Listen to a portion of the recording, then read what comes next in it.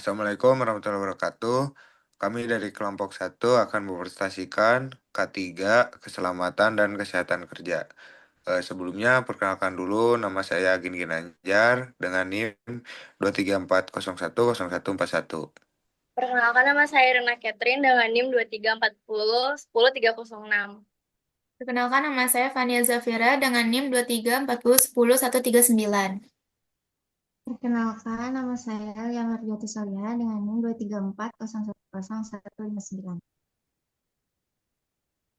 Di sini yang pertama ada prinsip-prinsip K3. Eh, Prinsip K3 ada beberapa macam. Ada yang satu ada pencegahan. Prinsip ini menekankan pentingnya pencegahan daripada penanganan setelah kecelakaan atau penyakit akibat kerja. Yang dua, keterlibatan pekerja. Pekerja harus terlibat aktif dalam proses pengambilan keputusan terkait K3. Yang ketiga ada manajemen berbasis risiko. Manajemen berbasis risiko melibatkan identifikasi, penilaian, dan pengelolaan risiko kerja potensial. Eh, yang keempat ada penerapan hukum dan kebijakan, pentingnya mematuhi peraturan, hukum, dan kebijakan K3 di tempat kerja. Yang kelima ada komunikasi dan pelatihan. Komunikasi yang baik antara manajemen pekerja dan pihak terkait lain dapat meningkatkan kesadaran dan pemahaman tentang K3. Eh, yang kedua ada identifikasi risiko dan evaluasi bahaya. Identifikasi bahaya. Yang pertama ada identifikasi bahaya. Identifikasi bahaya adalah proses untuk menentukan bahaya yang mungkin terjadi dan karakteristiknya. Yang kedua ada evaluasi risiko. Evaluasi risiko adalah proses untuk membandingkan tingkat risiko yang diestimasi dengan kriteria tingkat risiko yang sudah ditetapkan sebelumnya. Yang ketiga ada penilaian risiko. Penilaian risiko adalah cara untuk menghitung seberapa parah risiko yang terjadi. Yang keempat ada job safety analyst atau JSA. JSA digunakan untuk mengidentifikasi potensi bahaya pada setiap tahap pekerjaan. Yang kelima ada frekuensi penilaian risiko. Penilaian risiko sebaiknya dilakukan secara berkala minimal sekali setahun atau ketika ada perubahan proses, metode kerja, lingkungan kerja, dan kompetensi. Yang terakhir ada kolaborasi, penting bagi pihak perusahaan, pekerja, dan lembaga kesehatan untuk bekerja sama dalam melakukan identifikasi bahaya dan penilaian risiko.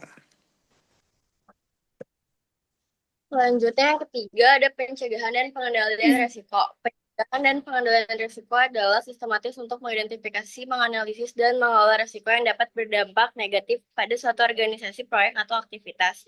Tujuan utama dari proses ini adalah untuk mencegah terjadinya kejadian yang tidak diinginkan atau meminimalkan dampaknya jika terjadi. Yang keempat ada program kesehatan kerja. Program kesehatan kerja adalah kegiatan yang dirancang untuk melindungi dan meningkatkan kesehatan para pekerja di tempat kerja. Program ini bertujuan untuk mencegah penyakit akibat kerja, mengelola risiko kesehatan, dan meningkatkan kesejahteraan fisik dan mental.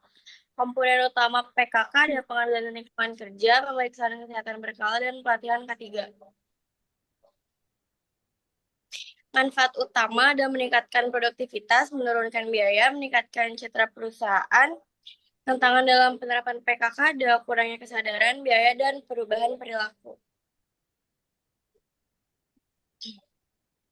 Selanjutnya, ergonomi dan ketiga. Ergonomi dan kesehatan keselamatan kerja adalah dua konsep yang saling terkait dan sangat penting dalam menciptakan lingkungan kerja yang aman, sehat, dan produktif. Ergonomi berfungsi pada penyesuaian antara manusia dan pekerjaan, sedangkan ketiga berfokus pada perlindungan pekerjaan dari risiko kecelakaan dan penyakit akibat kerja. Prinsip-prinsip ergonomi. Yang pertama ada posisi kerja yang baik, pengaturan peralatan, pengurangan beban berlebih, istirahat dan gerakan, pendidikan dan pelatihan, serta peningkatan kualitas kerja. Selanjutnya ada pelatihan dan kesadaran ketiga. Pelatihan dan kesadaran kesehatan dan keselamatan kerja adalah elemen krusial dalam menciptakan lingkungan kerja yang aman dan sehat. Pelatihan K3. Pelatihan bertujuan untuk meningkatkan pengetahuan dan keterampilan pekerja mengenai keselamatan kerja. Program seperti Ahli K3 Umum diselenggarakan oleh Kemenaker RI, memberikan pelatihan mendalam tentang identifikasi risiko, penyusunan program K3, dan penggunaan alat pelindung diri. Peserta pelatihan diharap mampu menerapkan pengetahuan tersebut di tempat kerja untuk mencegah kecelakaan dan penyakit akibat kerja. Selanjutnya, kesadaran ketiga. Kesadaran ketiga melibatkan pemahaman dan keputusan terhadap peraturan keselamatan di tempat kerja. Ini mencakup penerapan APD, pekerja harus menggunakan APD sesuai standar.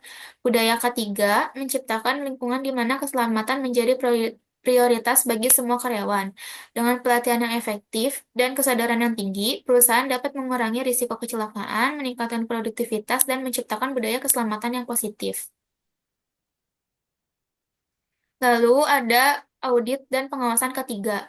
Audit ketiga adalah proses sistematis untuk menilai keputusan dan efektivitas sistem manajemen keselamatan dan kesehatan kerja di suatu organisasi. Sementara itu, pengawasan K3 melibatkan tindak manajerial untuk memastikan bahwa praktik K3 di lapangan diterapkan dengan baik. Audit K3.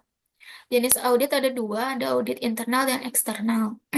Tujuan audit menilai kesesuaian penerapan kebijakan K3, mengidentifikasi area yang perlu diperbaiki untuk meningkatkan keselamatan kerja, memberikan umpan balik kepada manajemen untuk pengambilan keputusan yang lebih baik.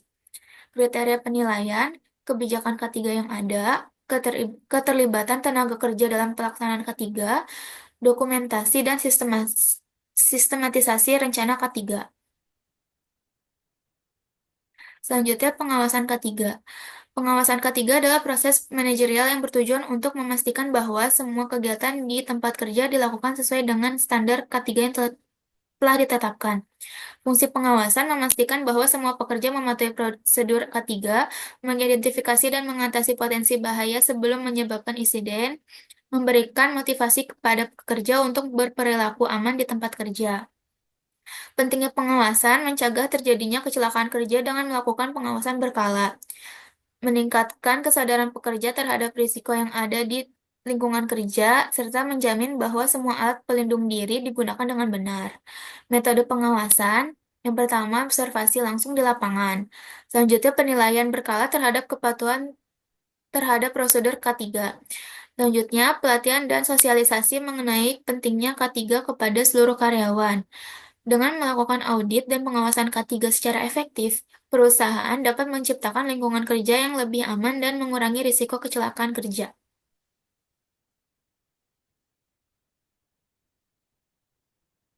Untuk manajemen krisis dan tanggap darurat. Definisinya, manajemen krisis ketiga adalah serangkaian tindakan dan strategi yang dilakukan untuk menghadapi, mengelola, dan meminimalisir dampak dari insiden atau krisis yang dapat mengancam keselamatan dan kesehatan pekerja serta operasional perusahaan. Tujuan dari manajemen krisis adalah melindungi karyawan, lingkungan, aset, dan reputasi perusahaan. Prinsip-prinsip manajemen krisis. Yang pertama ada proaktif, yaitu mengidentifikasi potensi resiko sebelum terjadi krisis dan melakukan pencegahan. 2. Ada cepat tanggap, yaitu mengambil tindakan cepat untuk mengurangi dampak krisis. 3. Ada komunikasi efektif, menyampaikan informasi yang jelas dan akurat kepada seluruh pihak terkait. Yang keempat, ada evaluasi dan pembelajaran, yakni melakukan analisis pasca krisis untuk meningkatkan sistem yang ada. Komponen utama tanggap darurat ketiga, yaitu yang pertama ada tim tanggap darurat, tim yang terlatih untuk merespons situasi darurat di tempat kerja. Yang kedua ada rencana darurat, yaitu panduan tindakan yang jelas tentang apa yang harus dilakukan saat terjadi keadaan darurat. Yang ketiga, sarana dan prasarana keselamatan, yakni peralatan seperti alat pemadam kebakaran, jalur evakuasi, alarm, dan alat pelindung diri atau APD. Yang keempat ada pelatihan dan simulasi. Pelatihan rutin bagi pekerja untuk memahami prosedur tanggap darurat dan simulasi secara berkala.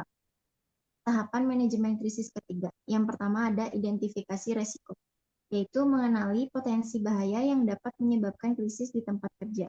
Yang kedua ada pencegahan dan persiapan, yaitu merancang rencana mitigasi resiko, melakukan pelatihan, dan menyediakan alat perlindungan yang memadai. 3. Ada tanggap darurat, yakni menjalankan prosedur darurat yang telah dirancang saat krisis terjadi. Yang keempat ada pemulihan, yaitu mengembalikan kondisi operasional dan kesehatan kerja setelah krisis teratasi.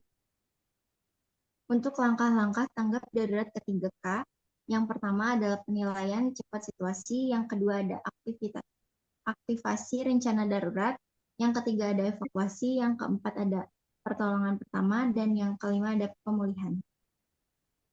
Budaya keselamatan dan kesehatan kerja ketiga. Budaya ketiga adalah nilai, sikap, dan praktik yang diterapkan oleh semua orang di tempat kerja untuk memastikan keselamatan dan kesehatan menjadi prioritas utama. Tujuan utamanya adalah menciptakan lingkungan kerja yang aman dan sehat untuk semua karyawan.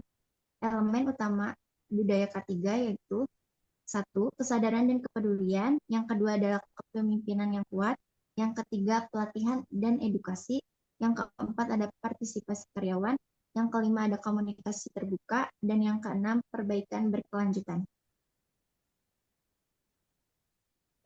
Selanjutnya ada praktik ketiga dalam industri tertentu. Yang pertama ada identifikasi bahaya, mengidentifikasi potensi bahaya dan mengevaluasi risiko. Yang kedua ada aturan K3, membuat aturan K3 dan mengatur regulasinya. Yang ketiga ada sosialisasi, mensosialisasikan aturan dan program K3. Yang keempat ada inspeksi, melakukan inspeksi tempat kerja secara berkala. Yang kelima ada jam kerja, menerapkan jam kerja yang wajar dan manusiawi. Yang keenam ada pemantauan kesehatan, memantau kesehatan pekerja. Yang ketujuh ada keadaan darurat, mengadakan program keadaan darurat. Yang kedelapan ada lingkungan kerja, menjaga kondisi lingkungan perusahaan agar sehat dan nyaman. 9 adalah pelindung diri atau APD, memberikan APD pada tenaga kerja yang sesuai dengan standarisasi. Yang 10 ada tanda peringatan, memberi tanda peringatan tentang hal-hal yang berbahaya seperti arus listrik tegangan tinggi.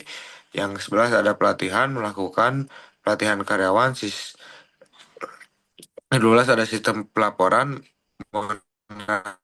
melakukan sistem pelaporan dan investigasi kecelakaan.